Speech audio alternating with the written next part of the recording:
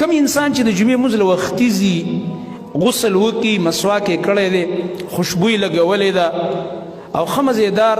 ویښتې غوړ کړه او عطر یې ولګول حدیث کې راځي او دغه رنګه تیل یې ولګول په سر کې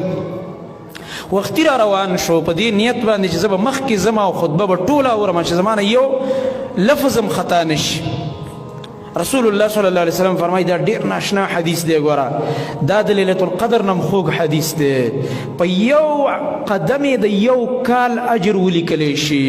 سبحان الله نو یو کال کې لیلة القدر هم راغی که نه روجه هم پکې راغی که نه د یو کال اجر په یو قدم دا ناشنا حدیث دی او صحیح روایت دی ګوره دا د جمعې ورځ الله ته دومره محبوبه ده هغې وجه دا ده زموږ د امت عمر کم دی نو چې موږ دا لږه لږه داسې خواري کوو هلکه جمعې مونځ خو هسې هم کوې چې نیمه ګنټه وروسته ځم نیمه ګنټه مخکې ولې نه ځم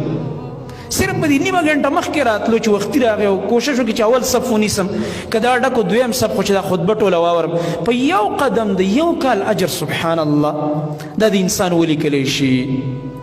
دومره غټ اجر به دې میلاویږي ځکه زموږ عمرونه کم دي او دا د نبي کریم صلی الله علیه وسلم خصوصیت دی هغه ته الله رب العالمین داسې خصوصیات ورکړي چې مخکنو پیغمبرانو ته یې نه ورکړي او موږ امت ته داسې خصوصیات راکړي چې مخکنو امتونو ته یې نه ورکړي نو زموږ عمر لږي او چې سبا اکاونټ کولاویږي نو سرمایه پکې ډېره جمع شوي الحمدلله